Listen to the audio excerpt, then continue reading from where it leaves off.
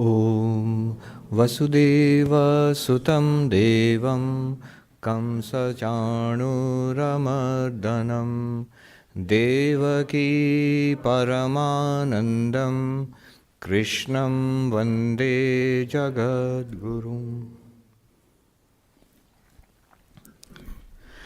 Today is Sri Ramakrishna's birthday. It's a very auspicious day. I was just thinking that in the Sri Ramakrishna avatar, God as mother is most dominant, is most manifest. In Vedanta, we accept all forms and all teachings about God in the different religions. But then each one of us, we practice with one what is called Ishta Devata, those who are initiated. So in a particular form. We know that all the teachings, all the form and formless, all of them are true. All of them are the same reality. But for purpose of practice, we have one. We focus on one. Sri Ramakrishna, his Ishta Devata was Kali, was God as mother, especially in the form of Kali. So God as mother, the sacred feminine. And I was thinking today is the International Women's Day. What a fortunate coincidence, auspicious coincidence. The Gita, Sri Ramakrishna had good words to say about the Gita, which is special because, as you know, Sri Ramakrishna did not put much emphasis on book learning, reading books. In fact, he used to make fun of that. But about the Gita, he would say, the Gita is a very good book, please read the Gita. In Bengali, he would say, Gita podbe, Gita khub boi. So it's a very good book. At another place in the Gospel of Sri Ramakrishna, we find, do you know what the Gita means? He says, if you repeat it fast, 10 times, Gita, Gita, Gita, Gita becomes tagi. You know, Gita, tagi, it becomes like that if you recite it at a stretch. Tagi is a sort of play on the word tyagi. Tyagi means renunciation. Which means giving up all worldliness. So he says that is the essence of the Gita, the Bhagavad Gita. And in fact, today we will see how it is directly related to what we are going to study today is directly related to what Sri Ramakrishna said. What he said was the essence of Bhagavad Gita. So before I start, I was thinking we should pray to Sri Ramakrishna on this auspicious day that may this Gita, study of the Bhagavad Gita be illumining in our lives. May the knowledge embodied here shine forth in this very life itself, and may our lives be blessed. In the Bhagavad Gita, we were towards the end of the second chapter. If you say the most important chapters are the second and the 18th, but basically the second chapter includes everything, and 18th is a kind of comprehensive summary of everything. The second chapter, the three great themes were, first is Jnana Yoga, the doctrine of the ātmany. What are we? Who are we? In the Mandukya Upanishad, when we study, we see at the very beginning, everything is Brahman. And you are Brahman. So there is an ultimate reality, which is manifested in all this way. And that ultimate reality is you yourself. So by knowing ourselves, we know Brahman, and by knowing Brahman, we know everything, we know the reality about everything. So the doctrine of the self, ātmany, what are we? And we learned that not the body, not the mind. The body is born and dies, and many bodies we have had. The mind changes continuously. But beyond the body and mind, I am pure consciousness, existence, consciousness, bliss. Sat, Chit, Ananda. So this is the teaching which was given. Immortal spirits we are, not the fleshly body, not the ever-changing mind. Then the second great theme was, what do I do with this life? So do I have to become a monk, which Arjuna said, so do I have to make a radical change? When people become enthusiastic about spiritual life, the first thing they do is take out their passports and get a visa for India, back from this country. They backpack it. In India too, people make a rush for the Himalayas or something. And it doesn't end well. In some cases it ends well, but the thing is, What do I do? And Krishna gives a remarkable piece of advice. He says you don't have to do anything new, but you have to have a new attitude to what you are doing. Completely revolutionize your own attitude. I remember reading, it was I think Eliot, T.S. Eliot, he says we shall sail, I don't remember the exact language, but it's very beautiful. We shall sail forth in search of new lands, new adventure, and like seeing many things and all. And when we finally come back to where we started and see things anew, see things with fresh eyes, we come back where the same place, same life, same people, same body and mind and same circumstances. But for the first time we begin to see, we really begin to see what this is. And what this is nothing other than God. So Karma Yoga is the second great theme, how to spiritualize our everyday life. Which life? Not that you have to run up to a monastery or the mountain tops. This very life. This life itself. That is Karma Yoga. And then finally, the third great theme of this chapter has started. Arjuna asked, suppose I get enlightened, so what will it be like? Sthita-prajña, very beautiful term. Prajna means wisdom or enlightenment. Sthita means stabilized. Why stabilized? Is there an unstable wisdom? You see, realization is not unstable, but what happens is, as one advances in spiritual life, clarity dawns. One begins to get insights. And yet, that's a difficult time. Because at that time, you say, I begin to understand now. There's an aha moment or a series of aha moments. But there are ups and downs also. You feel that it comes and goes. I got it, but I lost it again. That's not realization yet. No, you're not enlightened. Or if you want to feel good about yourself, not fully enlightened. I'm a little bit enlightened. But in either case, it's not stabilized.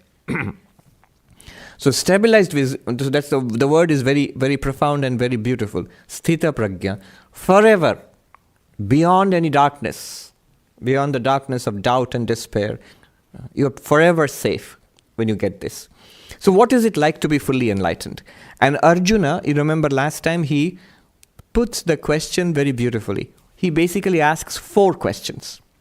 If you look at the life of an enlightened person, and we are very fortunate to have the life of Sri Ramakrishna in detail. So enlightenment to the maximum in this body. So he's an avatar, but he embodies that as an example to the rest of us of what is possible. Notice there are 2, every day he had these 2 phases. One is completely absorbed in samadhi. And that was something spectacular. That was in fact, it's something that attracted many people. How one can be completely absorbed in God, in utter bliss, completely forgetful of the world, to the extent that even the heartbeat stops. And it happened so many times, and the doctors examined him. They touched his eyeball to see this reaction. No reaction. This stands like a picture to that kind of absorption. Not once in life. People get it, maybe enlightened people get it once in their life, nirvikalpa samadhi. Every day. And at the other time, he was talking, singing, dancing, interacting with people, worshipping, eating, all going to different places. So these are the 2 phases. And awareness of the external world and interaction with that. How is the enlightened person in absorption in samadhi? Question 1. And when he's not in absorption, technically it is called vyuthana. Vyuthana means an arising out of. Imagine you have dived deep into a lake and then you come up from that lake. So that coming up into this world is vyuthana. So 3 questions about vyuthana. How does this person, kim prabhasheta, how does this person speak? Kim asita, how does he sit? Kim vrajeta, how does he walk? Of course, it's not literally about speaking, sitting and walking. There are broader questions here. By speaking, Arjuna wants to know, how does this person react to life? It's great when you are immersed in God, Brahman, whatever that may be. But when you are back in this world, vyuthana, and the body is there, the mind is there, all the problems of the world are back apparently. The same people are there, the same circumstances are there. Now all your old life is back, apparently. So how would this enlightened person react to good and bad things, pleasant and unpleasant things? How is it different from us? How would that enlightenment help him or her in leading a day-to-day life? That's the question. How does he speak? The second question, asita, means how does this person withdraw? That means restrain oneself, control oneself. It literally means control the sense organs. And walk. By walking, it means how does this person not just literally walk around, but interact with other people? So the two things, sitting and walking. Sitting means withdraw from sense perceptions, and walking means go out into the world and do work and interact with people. How is it different from us? That is the question. Last time I mentioned the importance of this question. Not only is it about the enlightened person, what are the characteristics of an enlightened person? That's the main question. But it's secondarily, for us, practically, there are two things which we need to take away from this discussion.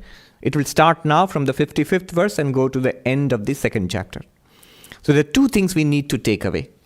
There are actually chairs, a few chairs in the front. Those who have chairs next to them empty, can you raise your hand? So, yeah. See, there's so many chairs. Yeah. So, the two things we need to take away from this, practically. If you say, good for the sthita-prajña, good for the enlightened person, what good is it to me right now? Two things. One, these are practices for us. Last time I mentioned that, I will not dwell on it. Shankaracharya says, yani eva kritarthasya lakshanani, whatever are the characteristics of the perfected soul. Tani eva sadhakasya sadhanani, those are practices for seekers like rest of us. Yatna sadhyatva, to be practiced and so that we can attain that by an effort.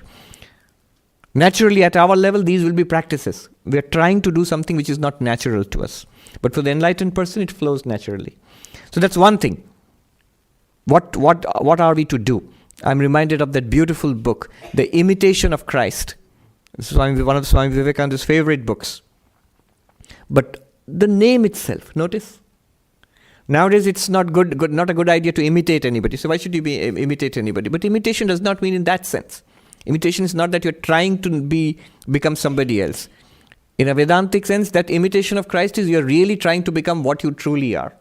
Right now, you're living a false life, an illusion, a life of half awaking, of dream, of sleepwalking. Awakening to true life, that is what is the real meaning of imitation of Christ. So imitation of Christ is basically what are the characteristics of Christ and which I can practice in my own life. That's the meaning of the book. The second thing which we can take away practically from this is, often we ask the question like, how will I know I'm enlightened? When do I know I'm enlightened? Now that's a very ambitious question, but if you have that question, that also will be answered here. But more practically, the question can be put in another form, and it often is, a more reasonable form. And many people ask this question. What is the question? How do I know I'm progressing? It's usually people who have started practicing. They ask this question. After a few years, how do I know? Am I getting anywhere? Yes. Look at these. Measure yourself internally against this. But yourself. Don't go around gauging the enlightenment of a... I actually found an enlightenment test on internet.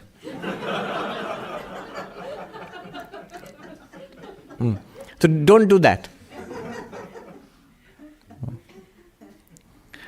So this is like a self-test for enlightenment. If you want, am I progressing towards God realization? Yes, this is a good way of looking at it. Now Sri Krishna begins his answer. Remember, 4 questions. And Sri Krishna answers them in sequence. And very beautiful, very profound verses. One of the most inspiring sections of the entire Bhagavad Gita. From now till the very end. End of the second chapter. 55th verse to 72nd verse. Please repeat after me. Shri Bhagavan uvācha. Bhagavan uvācha. Prajahāti yadā kāmān. prajahāti yadā kāmān sarvān pārtha mano-gatān sarvān pārtha mano-gatān ātmany-evātmanā ātmany-evātmanā sthita-prajñas tadochyate sthita-prajñas tadochyate. When the seeker, the spiritual seeker, gives up all the desires embedded deep in the mind and is entirely and completely fulfilled in the Atman, then you will know that his wisdom is set, is steady, stable. Enlightenment is fully realized. So what does this mean? This is a very profound verse, something that will stay with us till the very end of our spiritual journey. When you find yourself completely free, at that time you'll be free of this verse also. But until that time, it's a very good companion, especially for advanced seekers. All right. It goes straight to the core of the issue. Let us consider this. In the path of knowledge, Jnana Yoga, what is the process? We all know Shravana, Manana, Nididhyasana. Shravana means to hear these truths, to study the teachings of Vedanta. Shravana, you can compare it to a mirror. I don't know what I look like. And then a mirror is held up to me, then I see my face. Because I can't directly see my face. I need a mirror. Similarly, I have a vague idea of what I am. Some kind of awareness, mind, thoughts, feelings, emotions, personality, and a physical body. And it's like a bundle which is continuously changing and probably doomed to death and destruction. This is our vague idea when we have not examined it. Without examining it, this is what we think about ourselves. I'm this person. Right. But when we examine ourselves, the very definition of philosophy, who was it, Socrates or Plato? The unexamined life is not worth living. Unexamined life is not worth living. Yeah. To which the French, always contrary, Sartre, he replied more than 2,000 years later, he replied, the unlived life is not worth examining. Which is also profound if you think about it. When we examine ourselves, the Vedanta, these texts, Upanishads, Gita, they are like the mirror. They show us as we truly are, not as we thought ourselves to be. They show us, it's not like a physical mirror, of course. As we read this and listen to it and think about it and match it. I was reading Swami Turiyananda's reminiscences, and he's talking about Vedanta to a young monk, and he says one interesting thing. Vedanta, unless you match it to your own life when you are studying it, it's not of much use. So keep matching it to your own life. So when we study the texts, Aparoksha Anubhuti, Drigdrishya Viveka, Bhagavad Gita, Upanishads, they all say one thing. That's the advantage of Vedanta. There's only one thing they're saying. I think today in the morning, somebody was saying, I don't have so much knowledge, so much to learn. No, there's not so much to learn. Vedanta is just telling you just one thing. What you are. All the rest is just by the way of taking you along the way. So this one thing is shown to us by Shravanam. Hearing. Literally it means hearing, because in those days it was chanted and explained. The books were not used as such. So you hear these truths, study them, and this stage is over when you can say, all right, this is what the texts tell me I am. I am this consciousness, pure being, spirit. But now we are assailed by doubt. We have questions. How can I be consciousness? I know there's some kind of awareness here, but I am awareness, plus mind, plus body, plus all these thoughts. I am this person. So all these questions come to us. And all these questions must be raised and discussed and argued out, threadbare, until we get clarity. Until all questions are set at rest, until you know the answer to it. Intellectually, yes, intellectually, definitely. That is another distinguishing characteristic of Vedanta. It does not dispense with the intellect. It does not say leave your intellect like your boots outside, you leave it. By the way, you don't have to leave your boots outside. Here, it's allowed. Intellect you must bring in with you. Don't check it out there. Vedanta will not work if you leave your intellect out. Swami Vivekananda said that a man must not only have faith, but must have intellectual faith too.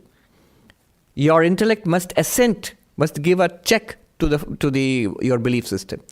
If they are at odds with each other, especially in the modern age, you can't really progress in spiritual life. If your intellect says, no smart person believes these things. So, intellect must be given full play. Whatever question you have, ask fearlessly, think fearlessly. Don't just ask. Think and try to get the answer for yourself, and asking and studying, you will get the answer. That is the phase of mananam. Then, after that, what happens? I've got clarity. I know the teaching, I've got clarity. Shravana and Manana are over. Now the interesting thing is nididhyasana. This is what is talked about in this verse. One must immerse oneself, stay with that clarity for a while. That I know what it is. I have understood it. Very good. Stay there. Stay there. Why? Why stay there? See, at this stage, the problem is we have ingrained patterns of behavior. Thought patterns, speech patterns, reaction patterns. Somebody told me, a psychologist, that a counselor actually, if you watch couples quarreling, they repeat the same quarrels. They're not as creative as one would think, that they have a separate quarrel every day. Basically, it's the same quarrel they repeat. But it's not just couples quarreling. It could be relationships, any other relationship, in the school, in the office. It could be our own internal speech. Usually, we are not all that creative. We repeat and recycle endlessly. So, tendencies are there, thought patterns, behavior patterns, which are now at complete odds to what you have learned. What we have learned and got clarity about is very different from what our old patterns of behavior are. What is the old pattern of behavior? I am this little person, this body-mind, subject to sickness, death, desire, frustration. This is who I am. And I'm struggling to make a life for myself, and I'm a tiny person. Very soon the universe will crush me out of existence, and that's it. Maybe God exists, maybe doesn't. So this is my idea. And all my behavior was based on that. A part human, part animalistic behavior. Now all that has to be replaced. Will not your reading and clarity replace it? No. Usually not. If the preparation, remember Vedanta requires sadhan chatuṣṭhaḥ, the fourfold qualifications. If you are really a qualified seeker at this stage, the clarity will lead to full realization, sthita-prajñas. That clarity itself, that clarity is called prajña, wisdom. That wisdom will deepen into realization if the mind is prepared. If the mind is not prepared, they'll say, I have understood it, but I can't do it in life. It's not reflected in life, if somebody is honest. And there are dishonest philosophers too. Jnanis, there is why this phase is necessary. One sadhu in Uttarakhand said, in Hindi I'll translate, Rota hua jnani kisi ko pasand nahi. A crying jnani is a very unattractive proposition. Who's a crying jnani? So I am the Atman, but my body and mind don't obey me. Yes, you are an enlightened person. How is it that you are greedy? Oh, greed is in the mind. You see, I am the witness. Then you're eating so many sweets and so many, you just no control over your eating. I'm witnessing. Body and mind, they're doing their own thing. Now, you may laugh, but that's what they say. Some I've seen it. Angry, hot-tempered. So I asked the Swami about it. And he dismissed it. Oh, that's only in the mind. In a sense, right. But in a sense, very fatally mistaken. All the Upanishads, Gita, all of them, all the masters, they say this realization must be actualized. In fact, the words they use is knowledge must be actualized into realization. Swami Vivekananda picked the word God realization. Realization. You see, his famous definition of religion,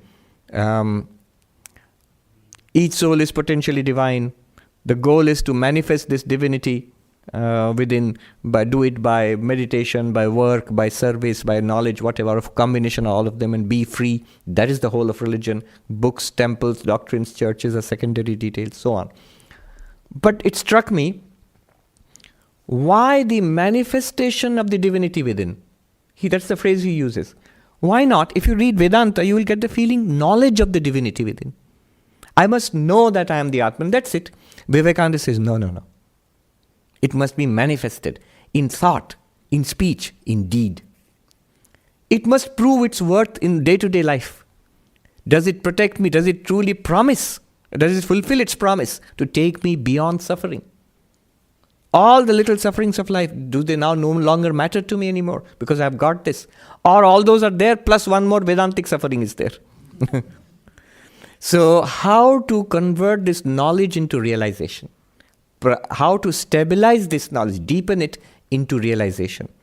Prajna into sthita-prajñas. That happens at this stage, nididhyasana, where you stabilize yourself in this knowledge.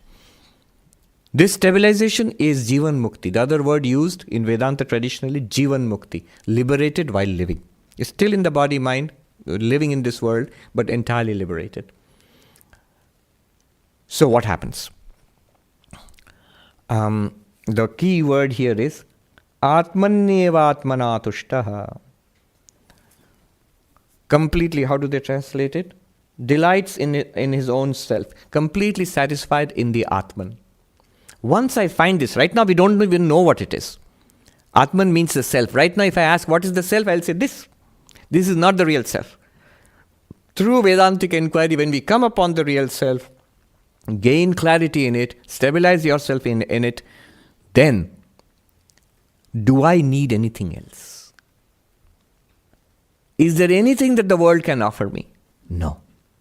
I realize that satisfaction I'd been searching for, that is there in the self alone. Tuṣhṭaḥ, satisfied, contented, happy, delighted. Happiness. You see, I was reading Erich Fromm, the great psychoanalyst. Nowadays not many people read. But in one place he says, happiness in our modern society is building up of tension and releasing it. You create tension, create a desire by advertisement or whatever. Society teaches you, advertisement, parents condition you, so a desire is generated. And then you try to satisfy it. When you satisfy, the tension is released and you call it happiness. So, building up a pressure, a tension inside and releasing it, that is happiness. Then again, how to get happiness? Build it up again and then release it. So, that kind of happiness obviously is surrounded by suffering, dukkha, unhappiness. It is temporary. It takes a lot of effort to generate and sustain and get that happiness. How many people get that? And how can you sustain it? And it is habit forming. That in the sense, all kinds of sense pleasures. Once you have it, that is not enough to give you the same happiness. The law of diminishing marginal utility in economics we read. Every little bit of consumption gives you less and less and less happiness. So you must step it up more variety, more of that. It sounds like a drug addiction.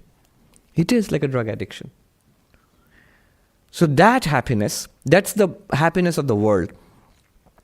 And the Upanishads say, Taittiriya Upanishad is a classic, there is a section called Ānanda-mīmāmsa, the calculus of happiness.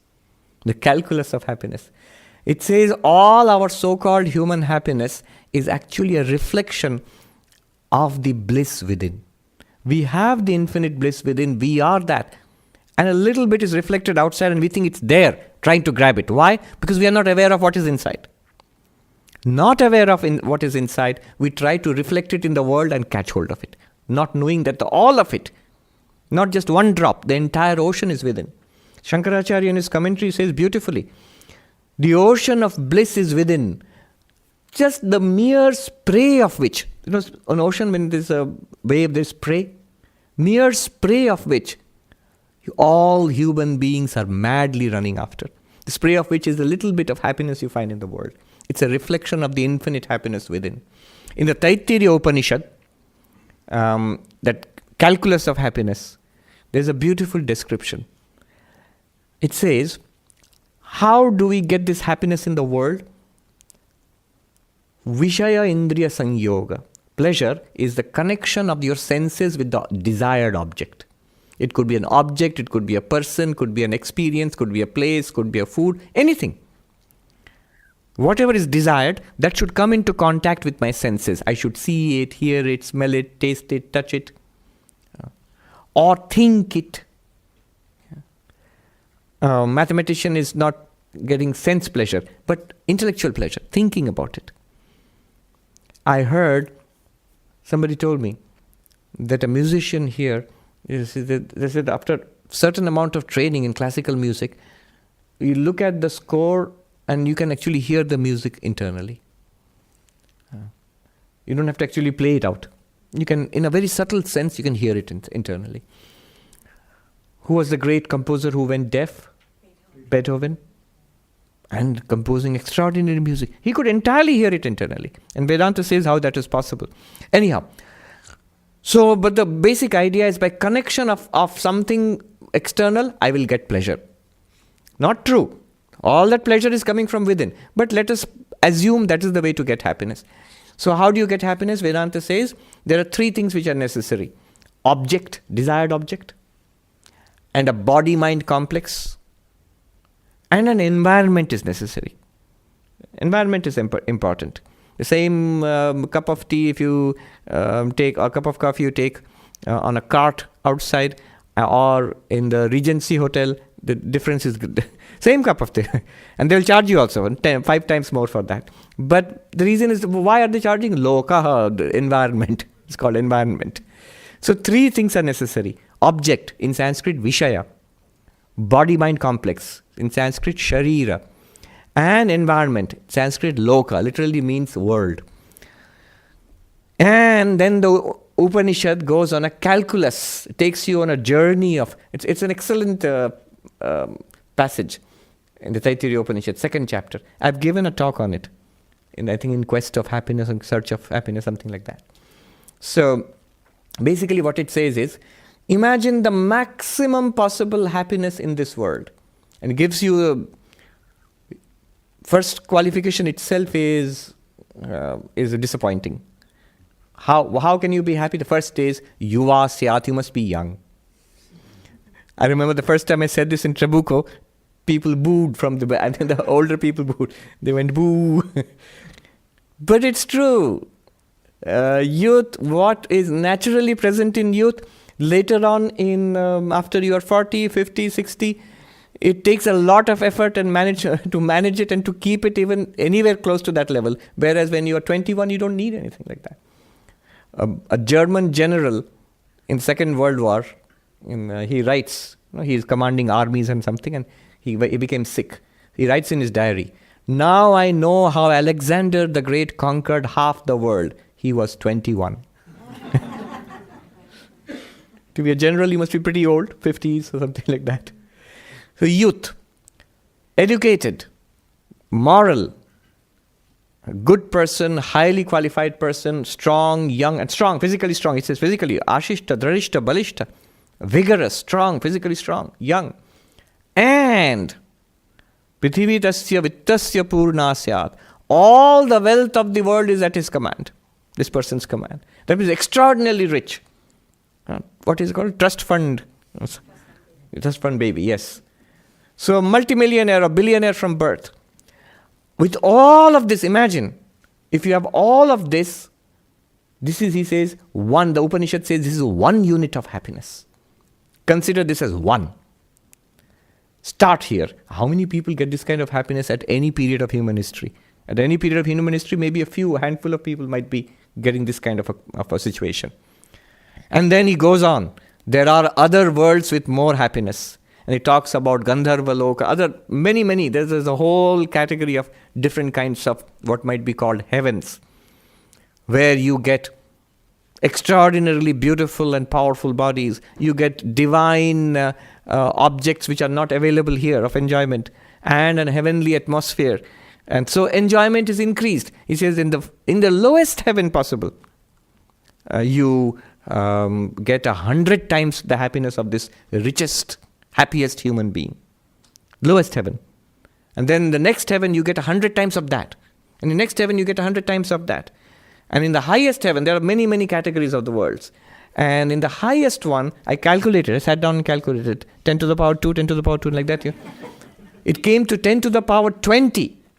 One followed by 20 zeros. Of what? Of the happiest possible human being you can imagine.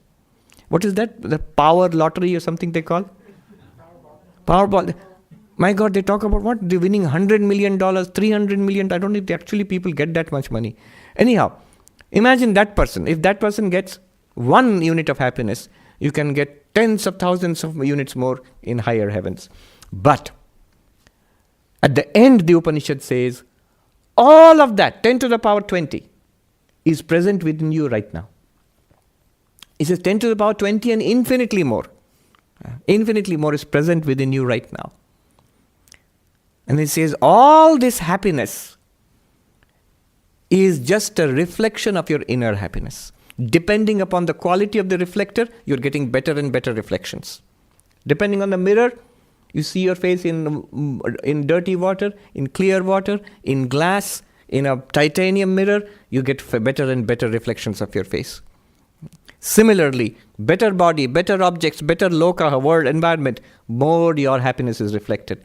But what is being reflected is exactly the same thing. Reflections are better or worse.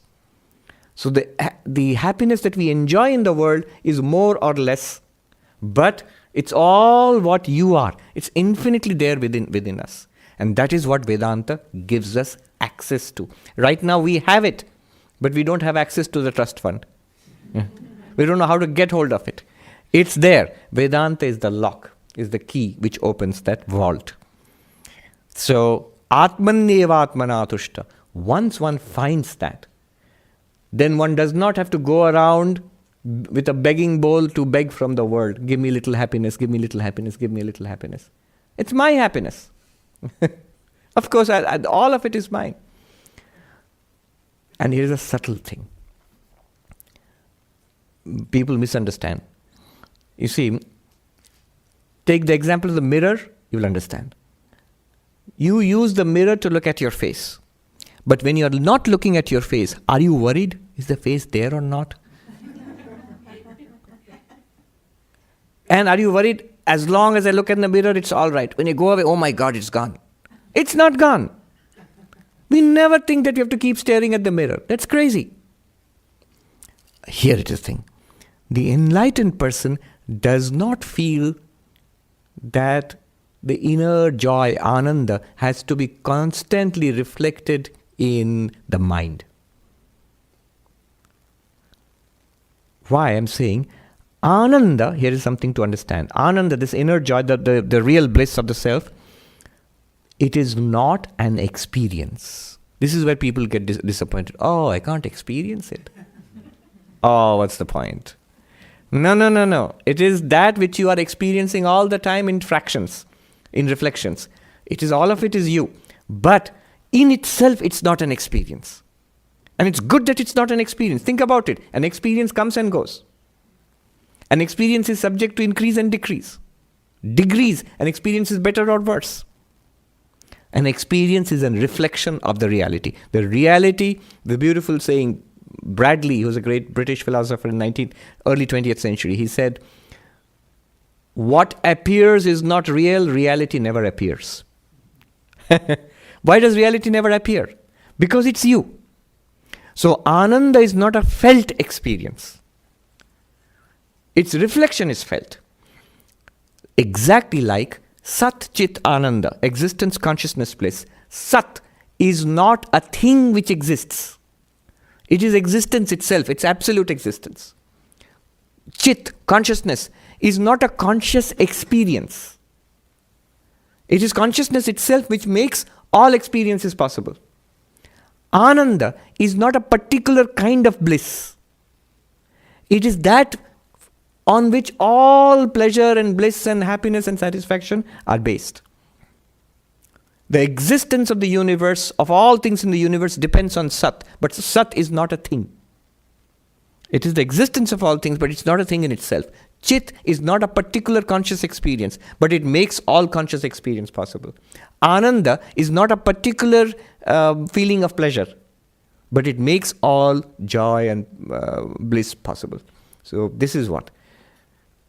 That's why many people say, you have talked about pure being, existence. You've talked about consciousness. Why don't you talk about Ananda, bliss?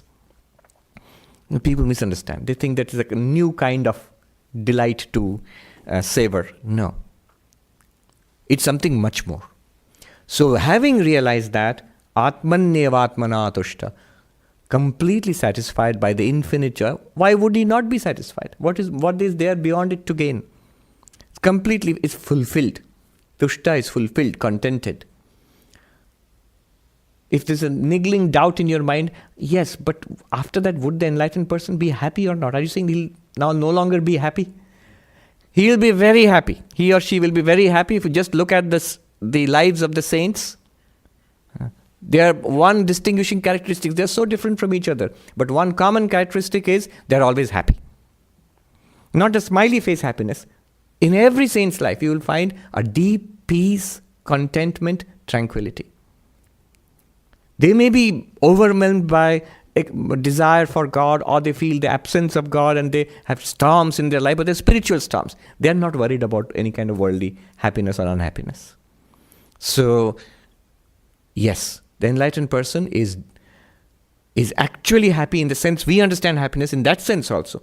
And far more and in a far more stable sense than we can ever imagine. And that happiness is not dependent on money, on success, on fame, on any person, on how people treat them, on physical health, on whether they are lonely or another thing. They're never lonely.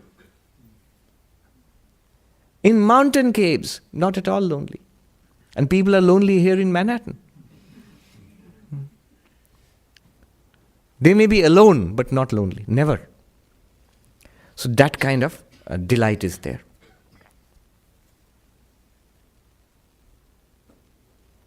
Sthita-prajñas tadochyate. So the enlightened person is always happy. So that's there. What will be the result of this? The result will be what the verse started with. Prajahāti yadā kāmān. The result of this delight should be the renunciation or the giving up of all desires, the vasanas, the tendencies to enjoy objects, things of the world, that will be given up. Why? The little bits of pleasure I was searching for in this world through those things, I have got the infinity of it inside. Why should I do that anymore? So the one who said that, oh, I'm greedy, it's something in the mind, but I am the witness there, that realization is not there. Or at least it's not deep enough. The mind might have got an inkling of it, a flash of it. If it's deep enough, all kinds of cravings, all kinds of this idea that something in the world outside will make me happy. Yes, if you still eat a cookie, you'll be happy. There is nothing wrong in that. But they will no longer think that my happiness depends on the world. If people behave in this way, I will be happy. If not, I'm terribly unhappy. If I get this job, I'll be happy. If my health is okay, I'll be happy. If I have a medical problem, I'll be unhappy. No. Whatever the condition of the world, of the people, of their behavior, of my finances, of my health, that inner happiness never fades. Yeah. So, individual desires, trying to get fulfillment from sense pleasures, from money, from people, from one's own achievements, those things fade away. But remember, a person still may have a desire for enjoying the bliss of bhakti, of God, enjoying helping others. Often many great spiritual enlightened people, they live the rest of their life as an offering, as a service. This lifting of desire, Sri Ramakrishna, all the great teachers, Krishna here, Buddha, Sri Ramakrishna, all of them, They say, this is like a veil of darkness which must be lifted. This craving for sense pleasures in the world. Now, for many people, it's terrible. You know why it's terrible? Because this is the only source of happiness. And we think, if I give this up, how will I be happy? In fact, in his commentary to this verse, Shankaracharya writes, if one gives up seeking pleasures in the world, then what will be the source of pleasure for that enlightened person? Unmattasyeva prasanga. He'll go mad. Become like a rock, like a unreacting wall or something. No, the answer is not at all. That person has an infinite source of joy, infinite source of bliss. Does not require. Now, so prajahāti yadā kāmān. Now, if somebody asks, okay, I may have the infinite source of joy within, and I can retain just a few external things. What's the harm? I've got the infinite and a little bit outside, on the side. On the side. Toppings, these are toppings, extras. He says, no, sarvān, all of it has to be given up. Why? Even the desire to retain a little bit comes from ignorance. Somewhere there's a hidden thing that, it sounds good, this thing, but just to be sure, I'll keep a few worldly pleasures around. Then you have not really realized what is this. This should become an overwhelming reality. Yeah, I know the sun is shining brightly, blazing forth, illumining the earth. I'll still keep my flashlight on in case it goes out, What's the harm? The sunlight plus my flashlight is better, right? No, you have not understood what sunlight is. You have only seen the flashlight. You think it's like a bigger flashlight maybe. No, not at all. So sarvān, all of it must be given up. Because it shows a seed of ignorance there. It will make you unhappy afterwards.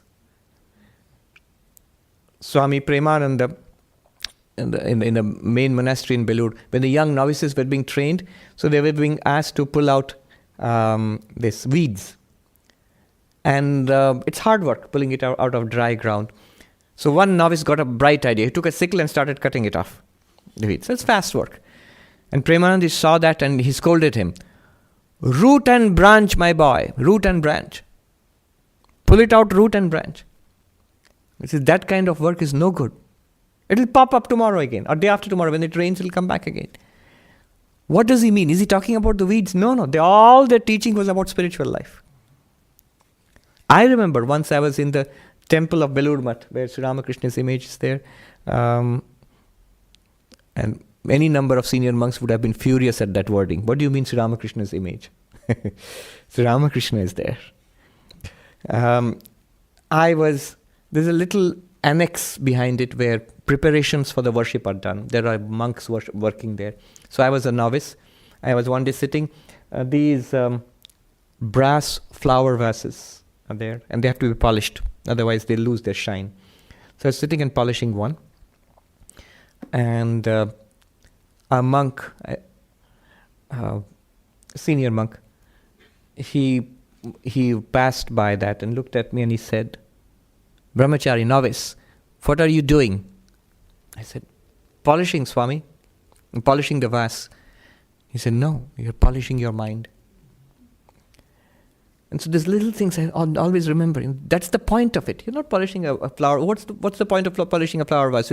We can hire somebody else to do it. Why are we using a monk to do it? It's using that work for that internal purification. You're polishing your mind. By the way, funny things happen in India. It's considered a religious thing when you go to a temple to give money.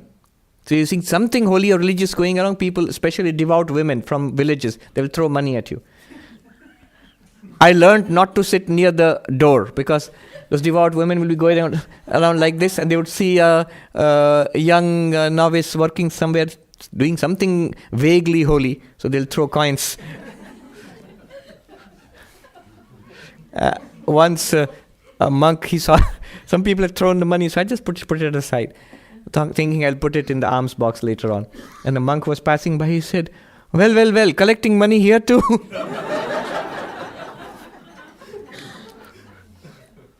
Yeah. Prajahāti yadā kāmān. Now there are two words here in Sanskrit, yadā, tada. Very interesting. Yadā means when. Tada means then. Yadā means if. If, when, then. When all prajahāti yadā kāmān, when all the desires of the mind are given up, sthita-prajñas tadochyate, then you are called an enlightened person with steady wisdom. You are fully enlightened then. So that won't work.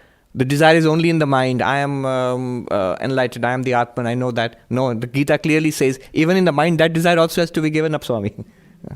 Those desires are cleared out when the mind is purified. It's literally like a veil rising from your eye. All the spiritual things which we are struggling to get at, they immediately become clear. Yadā tada.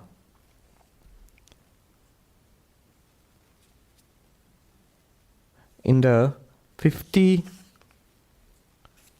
verse, we have done it already. I'll just repeat it to you. These words come. Shruti vipratipannate yada stāsyati niṣcala samadhau achala buddhi tada yogam avāpsyasi. He says, when your mind is no longer disturbed, is steady, no longer disturbed by worldly desires, then it becomes steady in samadhi. Two words are used in Sanskrit, niṣcala, which means not moving.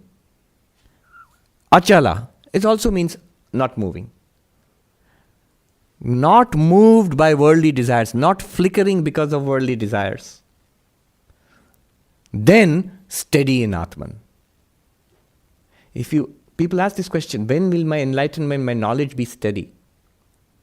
When your mind is not disturbed, when it doesn't flicker because of worldly desires, worldly temptations, anxieties, fears, perturbed, anger, greed, hatred, lust. When my mind is not flickered, does not flicker because of this, niṣcala, not flickering. Then enlightenment, achala, you are fully established in the self. If, then, when, then. You might think, when will it be fully established? When I have completed the Bhagavad Gita course? No. Not when I have read so many books? No. When I have completed meditation? No. When I have a lot of devotion to God? No. No. When these desires are gone from the mind. All of those things are important. Jnana is important, yoga is important, bhakti is important, karma yoga is important. And they all do what? Polish the mirror, polish the vase. When these desires are gone, then your enlightenment is steady. Straight. This is the connection. So then let's just do that. So that's a little difficult. If you can do that instantaneously, let Swami Vivekananda says, thine only is the hand that holds the rope that drags thee on. Song of Sannyasi. Then what's the solution? Let go thy hold, Sannyasi bold. Say Om Tat Sat Om. It doesn't mean you give up the activities in the world. Arjuna was asked to go on performing his duties, but now as a spiritual practice, as karma yoga. Earlier, what are the activities? Why were we doing these activities? By these activities, I will get happiness, satisfaction, fulfillment. No. No, Swami, I won't. That's very disappointing. Who has got happiness through these permanent, lasting peace, through these till now in the entire history of human civilization? Which person? Which billionaire? Which emperor? Which general? Which bodybuilder? Which most beautiful person? Neither beauty, nor strength, nor money, nor riches, nor knowledge, nor power. Nothing assures that lasting peace and overcoming suffering. Nothing. So through those things I will get happiness. No. Life is meant to learn that lesson. Then we turn inwards. Or if you are a devotee, you turn to God. Same thing. The devotee will find that deepest peace and happiness with his beloved Lord, and the jnani finds it in the Atman. The same thing actually. The approach is different. So yadā tada, it's something worth thinking. And it is not really all that difficult. We think it's very difficult. I'll tell you a deeper Vedantic secret. Because why does it seem difficult to us? Because when we think about it, I have got these desires, giving it up, it seems very difficult from inside. I may think I'll give it up, it'll come back tomorrow again. What do you give up? These are little things that monks in the Himalayas, they discuss. Subtle insights. What can be given up? What can be given up? Can you give yourself up? Whatever you think of yourself, you yourself, can you give it up? No. The self cannot be given up. The other, which is not related to you at all, can you give that up? The Swami, I donate to you the Central Park. No relation to you at all.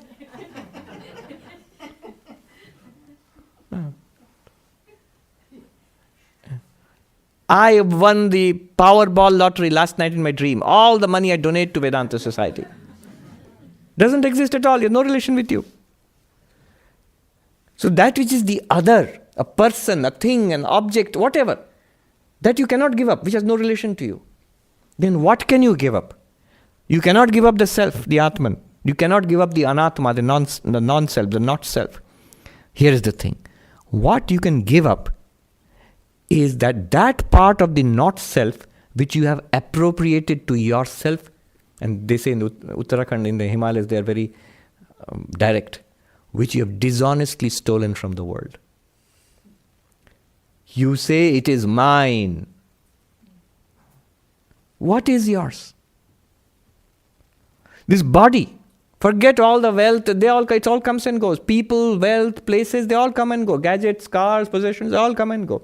This body itself, is this body yours? Of course you will feel it. Body is mine. What are you saying? Show me the papers. If you are pulled over by the police, papers to your body? I don't know. Who gave it to you? Show me the gift deed. Nowhere does it say. Who gave it to you? Do you own the materials out of which the body was made? And one kind of ownership is I own the land, so that buildings on that I have some kind of claim to it. Do I own the materials? The sky, the earth, the fire, the water? No. They are God's creation. Did you make this body? No, not at all. Are you maintaining this body? Yes, sort of. Not really. We have very little command over this body. And thank God. If you suddenly given charge, all right, you take over now, you drive. Yeah. The endocrine system, the digestive system, the circulatory system, in 2 minutes we'll be having a cardiac arrest, 911 call. What? He tried to run his own show. We have no capacity whatsoever. Even the voluntary, think about it subtly, even the voluntary things, as simple as raising this hand. I did it. No, I didn't. A vague desire came, I should raise the hand. From where it bubbled up, if you watch the mind carefully, you did not generate the desire. It bubbled up in a seed form from somewhere and shines in the mind. Then the I thought in the mind. Yogis can see this very clearly. It's like freeze frame. You can see step by step happening. A thought bubbles up from the mind, deep inside. There is an ego functioning in the mind. That's also function of the mind. I. Whatever happens in the mind, I. Thought comes up. Raise the hand. I will raise the hand. This is the thought. And then magically the hand raises. What did I do in between? Nothing. I did not generate that desire. I did not execute that desire. Did not. Just think about it. What happened in between? A doctor will tell you, a biologist will tell you, an enormously complex chain of events happened. We don't even know about it, let alone doing it. The tiniest of things, breathing, so at least breathing is conscious. No, it is not. We cannot, if you are actually how the muscles operate here, we don't know really. So the body, we don't operate the body also. How do you think it's your body? Does the body obey you? No. Right now, if I think, I'll raise the hand, yes. A stroke, right side of the brain, paralyzed. I'll raise my hand. Can't. Won't obey you. And good that it does not. It has its own wisdom. So, the body does not obey us at all. Even the conscious actions which we think we are doing, if you think deeply inside, we know almost nothing about it. Gita will say later on, Prakrityeva karmani kriyamanani sarvasha. All action in this universe is done by nature. Even what you think you are doing consciously is actually executed by nature. It's literally true. No scientist would dispute that. Then the next line is in 13th chapter. Ya pashyati tathatmanam akartaram sapashyati. One who realizes this sees that the self is the non-doer. The self really does not do anything. So even the body is not mine. I don't own it. Nobody has given it to me. It does not belong to me. It does not obey me. It does not come and go at my request. I did not sign up for it. Then, what do I own in this world? So whatever I think is mine is because of culture, law, civilization, and the way we are conditioned, we think this is mine, this is not mine. Good. As far as transaction is there, it's required. You don't have to be crazy about it. But know that it's a fiction. Really, on the ground, we don't own anything here. What we have falsely appropriated to ourselves, that only can be given up. When you look at it this way, your first feeling is, it should be given up. Given up means mentally given up in your thoughts. I do not lay claim to it anymore. Externally, things will continue. You will continue, don't worry, you will still have your car, your house, and your children, everything will be there. You can't stop it even if you wanted to. But internally realize, none of them are mine, nor I belong to them. There's only one reality shining forth as all of this. So yadā tada, this is how you give up. When you think in that way, that internal giving up, it's almost an accomplished fact. You should think about it deeply before you realize you have given up the entire universe. That grasping, many people don't know. When you grasp something, I think I'm holding on to it. It's my book, I'm holding on to it. But then I'm stuck here too. Where am I stuck? I'm stuck to this book. Wherever it goes, it'll pull me along. Hold on to something in the world, that holds on to you. The story of the bear, which was in the flood tide, and the villagers were watching. They saw the nice-looking rug being swept away on the flood. And a man said, why should a nice rug go to waste? He jumps in and swims powerfully up to that and gets hold of the rug. When he gets there, he sees it's a bear being swept away. So what do bears do? They'll give you a bear hug. So the bear found this person and caught hold of him. Now from the distance, people are shouting, let go of the rug, you will drown. Let go of it. He's being swept away. They think it's a rug. And the man shouts from there, I have let go of the rug doesn't let go of me. The rug has caught me now. That's the story of all addictions. That's the story of all addictions. Prajahāti yadā kāmān. You let go of all desires. It's worth thinking about. Yes, you have a question. Swamiji, it's quite interesting how this is related to verse 47. In verse 47, it is kāmān-evātmanā states like you have do the work, drop the desire for fruit. Yeah. Here it is drop the desire, but as Swami Vivekananda says, you still have to do the karma yoga. Yeah. So, for people who are still on this journey, who are still not established, there's always this danger that too much dropping the desire might also lead to inaction. No, it will not. All the action will be spiritual action. You'll be engaged in meditation, in devotion, in Vedanta, in service, and also worldly action, whatever you are doing. But that worldly action will definitely be streamlined. You have to have a job. You have to feed yourself and your family. Arjuna has to fight the war. That's his duty. Now that is now done as a worship of God. Your job. But the extra things that we add on to it, thinking that by this I will get satisfaction, those things become immaterial very soon. The formula becomes the formula becomes neither seek nor avoid. Neither seek nor avoid. Swami Vivekananda gave this formula. As far as work is concerned, neither seek nor avoid. A spiritual seeker. A slacker is a person who keeps avoiding. A worldly person is who keeps seeking, adding. I'm lonely, I want to get on 10 committees. So that kind of thing is worldliness. But whatever comes to your plate, you deal with it. Neither seek nor avoid. It will not lead to inaction. Misunderstanding can lead to inaction, yeah. And don't worry, that giving up desires like this will not come so fast. If you look at it, you'll see. But it shows you. This is very important. Sarvān means all desires. Sri Ramakrishna gives the example of the farmer. In rice fields, they fill water and the crop has to stay partly underwater for some time. So you have to fill the field with water. You have to bring water from the canal into your field. So a farmer worked mightily to bring water into the field, and the water started filling up. But later on when he came, he saw the field was completely dry. What happened? On the other side of the embankment, there was a hole. And all the water which he got in went out from that. So that's also a thing. If we will leave little bits of indulgences here and there.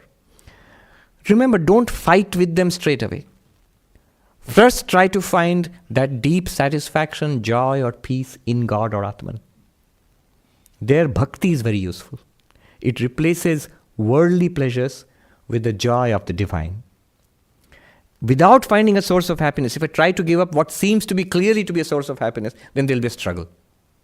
If it seems to be a source of happiness to me, automatically what will happen? I want it. And now I've read the Gita, I don't want it. And so, therapist required. Conflict. So be careful about that. Don't force it. But know intelligently, this is a central truth. These vasanas, these desires in the mind, they are like the wind which disturbs the mind. The Atman is perfect. The Vedantic knowledge is perfect. The mirror is there. But if it keeps flickering, you will feel my enlightenment is not yet quite there. For that, this has to be gotten rid of. And it's logical. As you say, somebody said about karma, you said about karma yoga. You see, it's all in one line. Jnana yoga, karma yoga, characteristics of an enlightened person. If you probe deeply, they are basically saying one thing only. Some people say, then I have to give up. All right, I have given up X, Y, Z. No, don't start like that. You're starting at the wrong end. Try to find that reality and let go of all distractions. And it's a process. If you try to let go first, it'll be a mighty struggle and it'll lead to complexes, frustrations, unhappiness.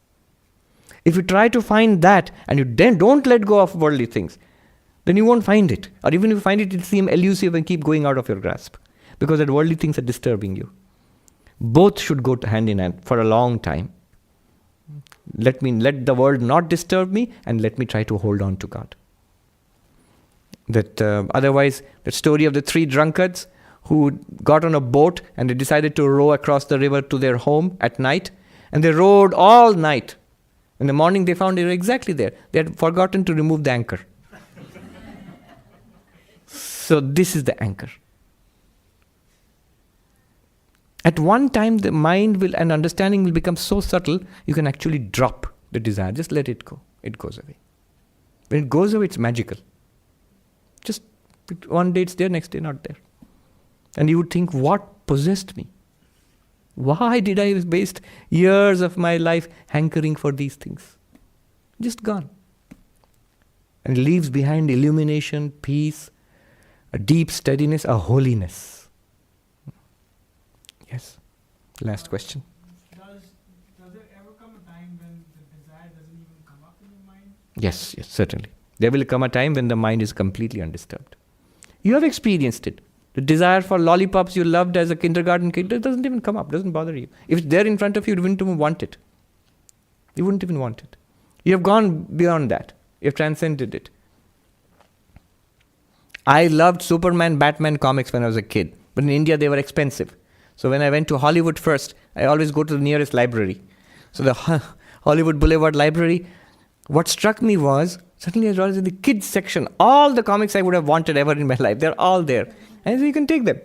I said, good, I'll catch up on 30 years of Superman and Batman. Then I took one volume. But interesting. I really thought I was going to enjoy it. I took one volume, a big, thick volume. I would have been, when I was 10 years old, I would have been delighted at it. I took it back to the monastery and put it on my shelf and stayed there for 1.5 months or 2 months nearly. I couldn't finish a single comic book out of the entire collection. Why? It's not that it disgusted me or anything like that. It has no meaning to me anymore. In a way, it's sad. I can't enjoy with Superman anymore. But the thing is, it's sort of pointless now. So the same thing will happen. And it's not that life will become bland. Life becomes much more interesting. Om Shanti Shanti Shanti Hari Om Tat Sat Shri Rama Krishna Arpanamastu.